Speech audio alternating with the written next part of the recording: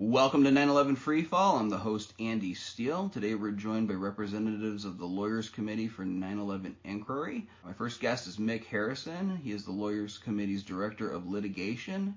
He is a public interest attorney and has a national practice focused on cases that involve whistleblower protection, government accountability, corporate fraud, and false claims, and dangers to the public health or the environment. And he's joined by Dave Meiswinkle, who is the president of the Lawyers Committee. He is a criminal defense attorney, a retired police officer of 23 years, and a former U.S. Army veteran. And these guys have been working hard over the past couple of years to try to get us the justice that we deserve as the American people for the crimes of September 11th. Not the crimes they told you about on TV, but the crimes that they refuse to tell you about in the corporate media, the controlled demolitions of the towers, and of course all the other issues associated with the truth behind that event. Guys, welcome to the show. Thank you, Andy. Thank you, Andy.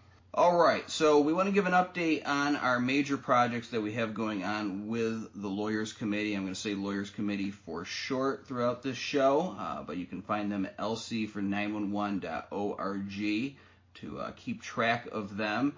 And we're going to talk about some of their new initiatives as well towards the end of the show. But let's start with the grand jury petition. Now, last time you guys were on, you were filing a mandamus suit to compel the U.S. Attorney's Office to tell you whether or not they had even introduced the petition to the grand jury at all.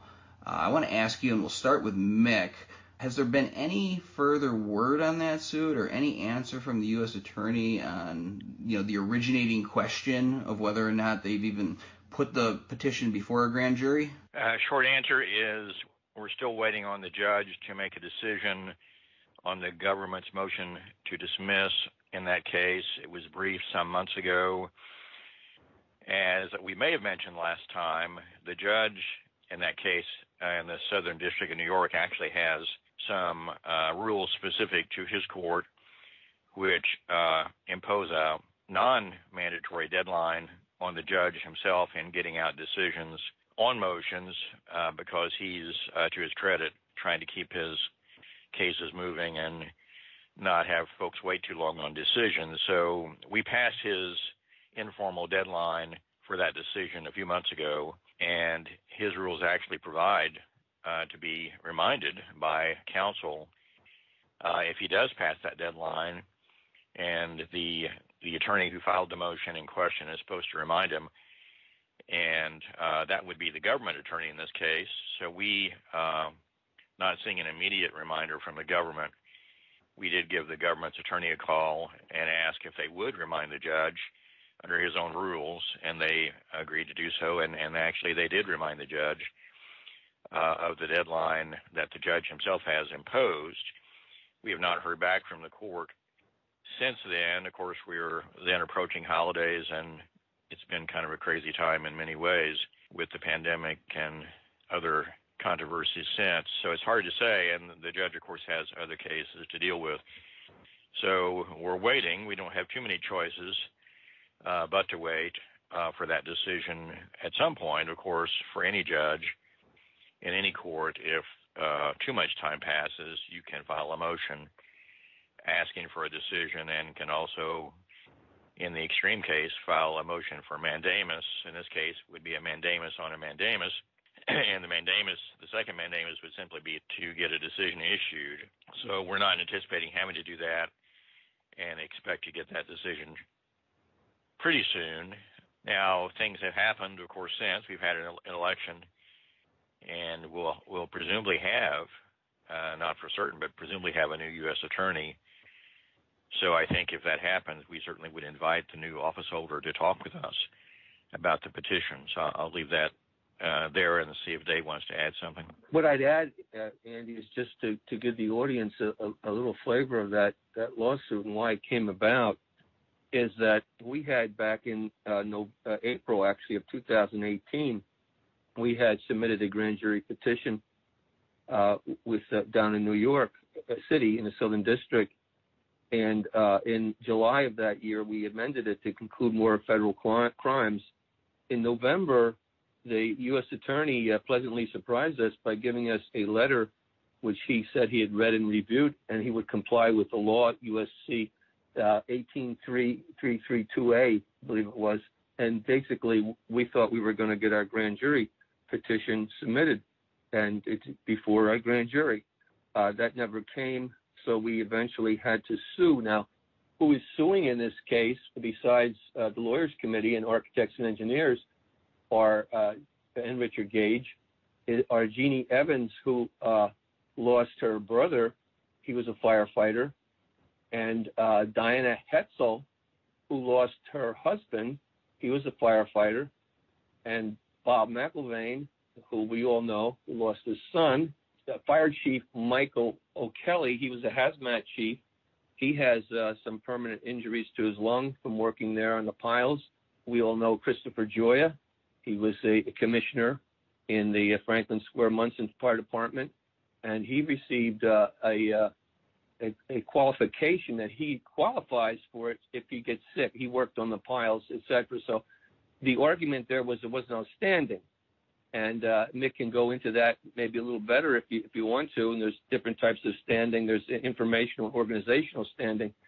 And we claim that, of course, people have standing. Look at the injuries that, in particular, the individual people I just mentioned that lost dear ones. They should have standing. And right now, we're waiting for the judge to basically rule on whether the U.S. attorney should be presenting this evidence. And they're claiming, no, they don't have to because there's no standing. Maybe, Mick, you want to follow that up. Well, let me pause and see if Andy wants to ask a different question, and then if he would prefer I just give those details now, I will. Sure. I mean, I have questions of both suits, but I would like you to comment on the standing issue. It just amazes me. You know, I've used Bob McIlvaine as the example in the past. He lost his son on that day, and again, I'm not a lawyer. I don't claim to have any kind of deep knowledge of our justice system beyond the knowledge that everyone else probably has out there. It just amazes me that Bob McIlvaine would have no standing in trying to figure out how his son died. But then you also mentioned somebody who got sick as a result of their work at Ground Zero September 11th event. And certainly, in my view, they would have standing because it really changes the dynamic whether or not his sickness is the result of Islamic terrorists from overseas or people here at home. So yeah, Mick, I would like to hear your comments on that. Well, it's an argument the government tends to make in every case they can get by with it these days, including environmental cases, and they try to get people dismissed so they don't have to deal with the merits of the case. So they use the standing procedural argument as an attempt to do that. They don't always win on standing, but sometimes they do. The courts have been somewhat demanding on what one has to show to prove standing, which is, essentially being aggrieved or impacted enough to have the right to sue. And in this case, it's not really an argument that's well placed. Some cases it may be a legitimate question, but in this case, what we're really talking about, as I think your listeners know by now, is we filed a detailed petition, and the petition, which goes into detail on the demolition evidence for the Trade Center towers and Building 7, it isn't really just limited to a submission to the U.S. Attorney, asking the U.S. Attorney to do something, even though we did do that. It's also a petition directly to the grand jury itself, asking the grand jury to evaluate the evidence under their own powers and under a federal statute that Congress passed, which changed sort of the historical practice. Citizens now are required by that statute, and there's a debate about whether that statute is actually constitutional, but citizens are required by that statute to go through the U.S. Attorney in making their report of a federal crime to a grand jury. So we followed that procedure, but it doesn't change the fact that we're actually petitioning the grand jury itself. So what we have here is the government arguing not only that we don't have standing in a case where we're challenging the U.S. Attorney's failure to respond to a petition we submitted to the U.S. Attorney, we have the government arguing we don't have standing to complain that the U.S. Attorney has obstructed delivery of our petition to another government entity, the grand jury. And to me, there's no real logic and no case law supporting that argument, because the Constitution gives us the right to petition for redress of grievances, and that applies to any government entity, which would include the grand jury as well as the U.S. attorney. So whether or not we have standing to sue, to mandate under the mandamus statute the U.S. attorney to do his job, and he does have a mandatory duty to give the grand jury our petition. Whether or not that standing question is real, and we've argued that, of course, we have standing to do that, there is no real, in my view, good faith argument that the government can put forward with a straight face, in my view, that citizens don't have standing to complain that one government entity is obstructing delivery of a petition to another government entity. It would basically mean that, the U.S. attorney would be empowered to deny our right to petition under the Constitution. So we expect to win that argument on standing. There's also, the government actually also makes other arguments besides standing, and you're welcome to ask about those as well, but they're essentially saying that what is clear in the statute as a mandatory duty isn't really mandatory. So that's another twist. I was going to clarify for the audience too, and I'm sure they know that, but this grand jury petition in this lawsuit has to do with the controlled demolition evidence, the bombs and the explosives that were going off during that period of time. And this grand jury has never viewed this sort of evidence. So this is all new evidence in the sense of the public not really getting to examine it.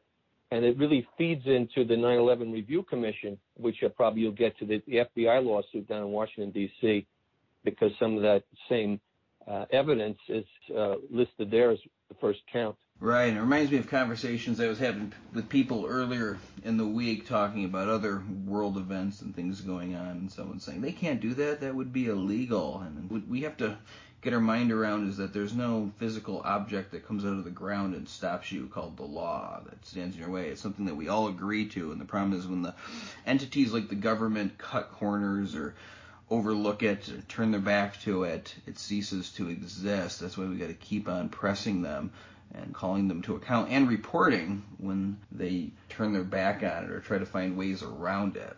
We take these things for granted here in this country, and I think people are starting to wake up to how things really work. Now, I may have asked this before in previous interviews, but I really want this audience to hear the answer, newcomers.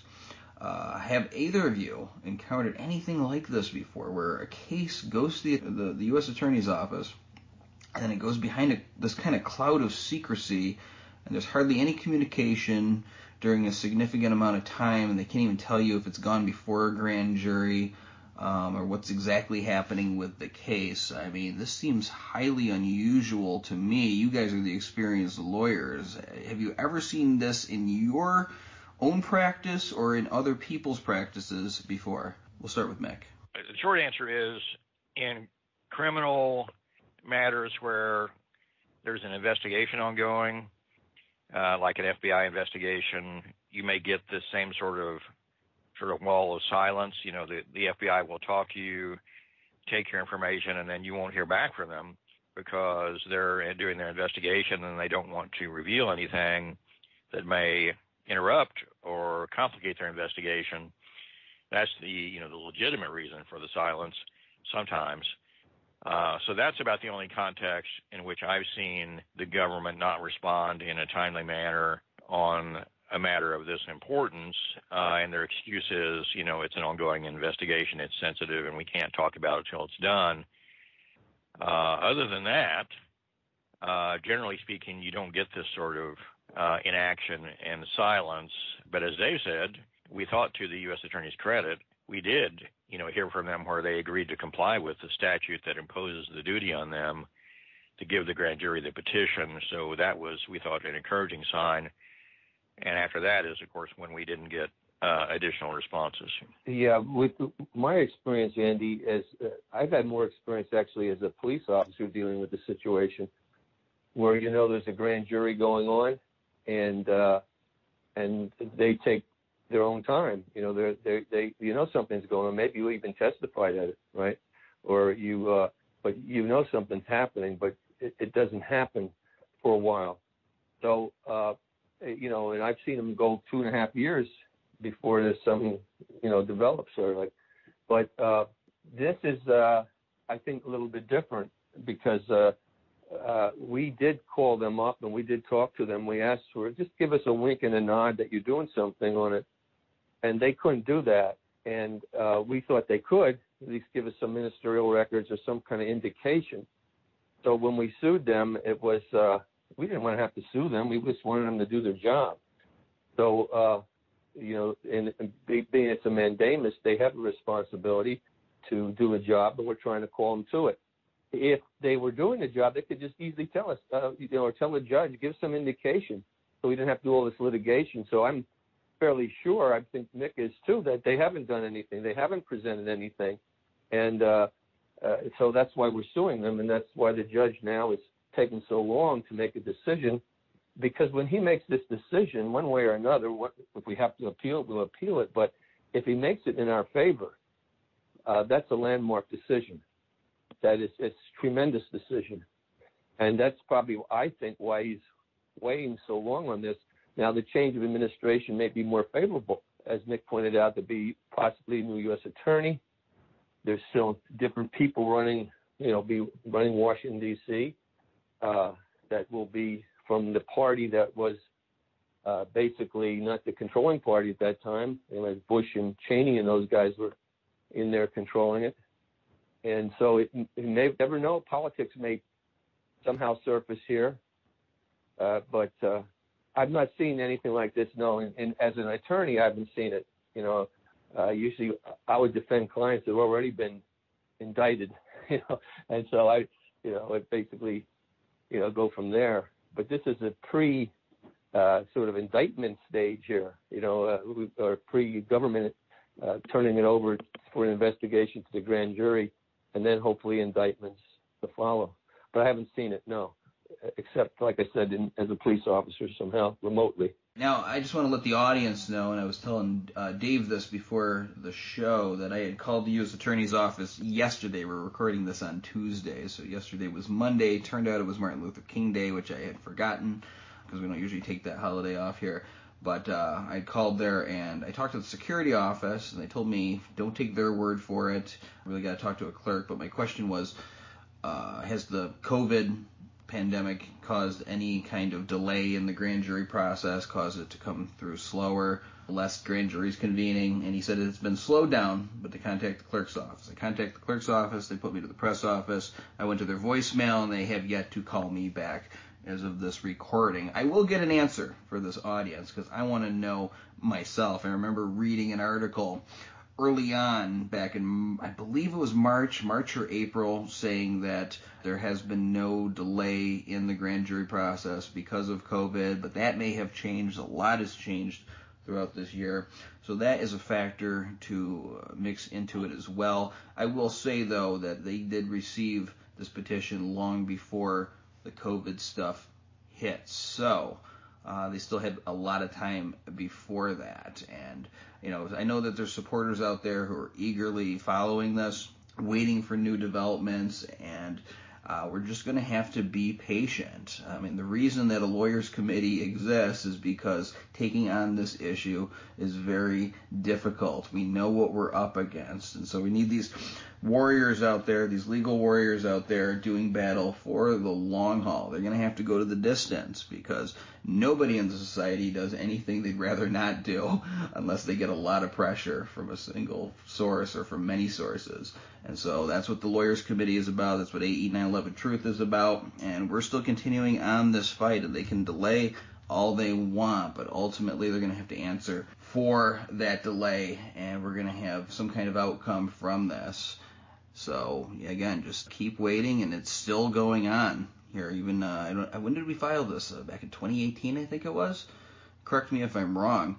Yeah, the lawsuit was filed in September 2019, but the grand jury petition was filed in April of 2018. So almost like a year and a half we waited until we sued. Right, Mick? I believe that's correct. That's pretty close. Pretty close. Yeah. So it's not that we didn't give them a chance, right?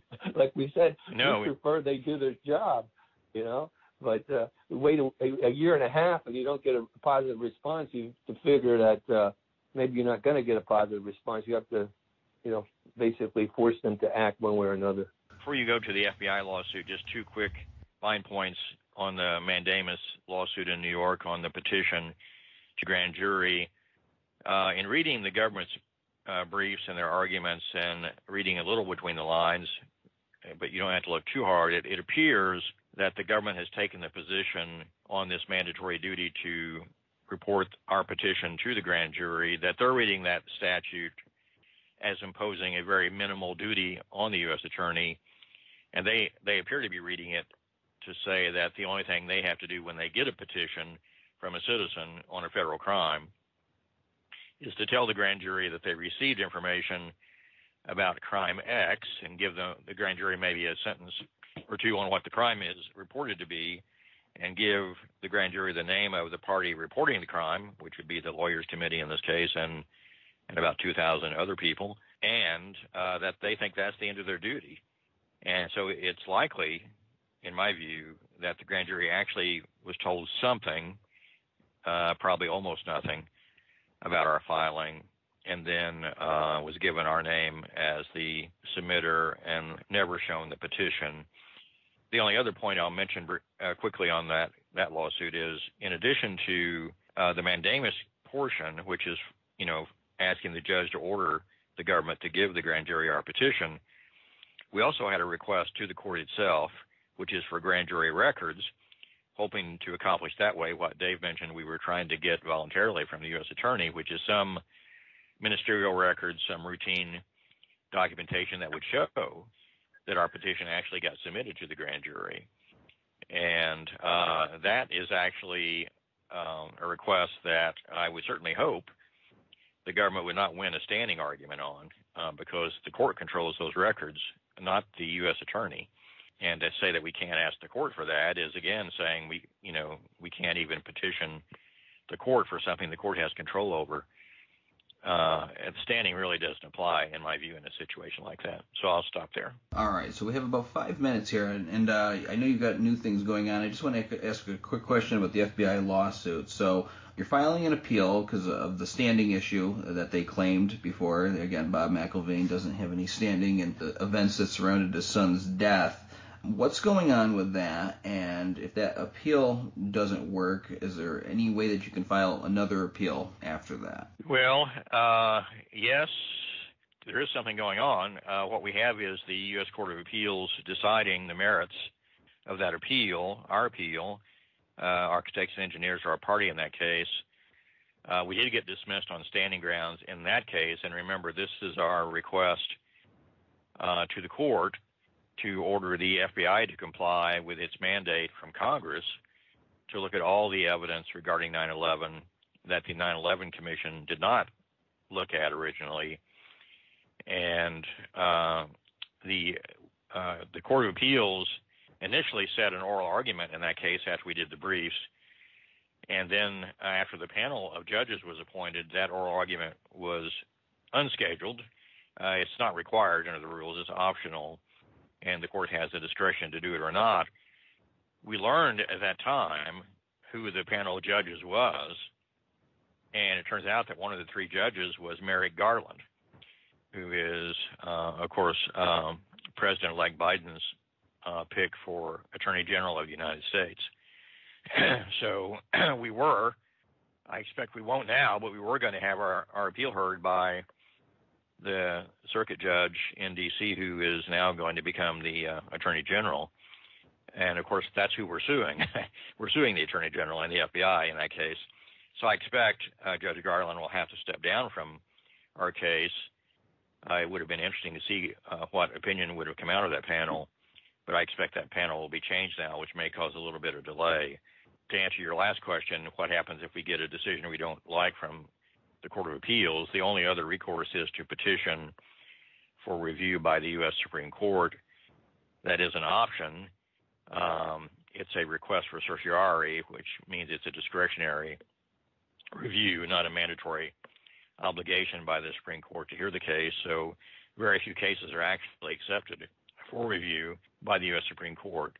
So I hope we don't have to go to that step. All right, in our last 2 minutes here, I know you're doing a new thing regarding anthrax. If you can just give a quick summary of what that's about and how our listeners can learn more about it and get behind it? Sure.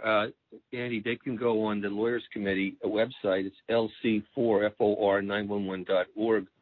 On October 15th, we submitted a congressional petition, petition to Congress, asking them to reopen the investigations there. Our investigation showed us that the main suspect that at least the FBI was looking at, who died before he could be indicted, who was under 24/7 surveillance by the FBI, supposedly committed suicide, that he was, the evidence there wasn't that he was the killer. There was a lot of information or evidence to indicate that he was innocent or a scapegoat, and that the FBI really doctored this investigation. They compromised it, and they weren't truthful to the public or to Congress about it, and that we think that Congress has to get involved to do a proper investigation. The Department of Justice can't investigate itself, and that the suspects who were involved in the anthrax attacks, and that was a week after or so after 9/11, people started getting mail that had anthrax in it, and two of them were U.S. Senators, Daxel and Leahy, and now Leahy is still there, and we're hoping that this anthrax was very sophisticated and very lethal, and we believe that it has never been properly investigated. So maybe with this new Congress coming in, or with people like Leahy at this position, they'll acknowledge the need to do what they wanted to do back then. It's not like we're shooting in the dark with this. The New York Times wanted an investigation. The Washington Post wanted an investigation. And we've talked to USEMRID, that's the down at Fort Detrick, the scientists, and we have declarations of four of them who believe that there should be a new investigation, and who said that Bruce Ivins, their colleague, was an innocent man. And we talked to Rick Lambert, who said that our compilation was the best, most thorough research, he said, on the anthrax that he's viewed, and that he was a whistleblower. He was in charge of that investigation called the Amerithrax for 4 years. So he gave us that compliment. So right now we're drafting, Mick can talk about it, a grand jury petition to the U.S. attorney down there, and we're going to be asking for a special counsel to get involved, again, because of the conflicts of interest. So, Mick, why don't you just finish it up to what I said? Well, I know, Andy, we're short on time, so the short version is we're going to give to another U.S. attorney and a grand jury the details of our investigation of the anthrax attacks, which came on the heels of 9/11, and it's going to, as Dave points out, show that the FBI did not do its job. There's a lot more to that investigation than has ever been made public, and the FBI appears to have intentionally distracted attention from the real suspects, or at least the best suspects. So we hope to get a grand jury to look at that and use their power of subpoena to get to the bottom of it. One last note on that, which is sort of connecting it to current events. The recent attacks on the Capitol, some people may be thinking are unprecedented. It's not the first time, however, that Congress was attacked, literally. And we're not talking about the British. We're talking about the anthrax attacks. It was an attempt to assassinate two United States senators who did receive, or at least had mail addressed to them. In one case was received, another case was intercepted. Mailings that had very deadly anthrax in it. So the current disturbing events is not the first time that someone has tried to alter U.S. politics and U.S. government by attacking Congress directly. I think that's important to keep in mind. And again, you can learn more about it at the Lawyers Committee's website. Guys, thank you for all the work that you're doing and for coming on here and giving us these updates. And again, we are going the distance here in the 9/11 Truth Movement, and we're going to keep on knocking on the door until it opens and lets justice flood in. But thank you for coming on 9/11 Free Fall today. Thank you, Andy. Thank you, sir. This program is on every Thursday night on No Lies Radio at 10 o'clock Eastern, 7 o'clock Pacific, and every other Sunday night on BBS Radio at 8 o'clock Eastern, 5 o'clock Pacific. You can also keep track of the archives by going to 911freefall.com. This is Andy Steele saying, have a great week. Good luck.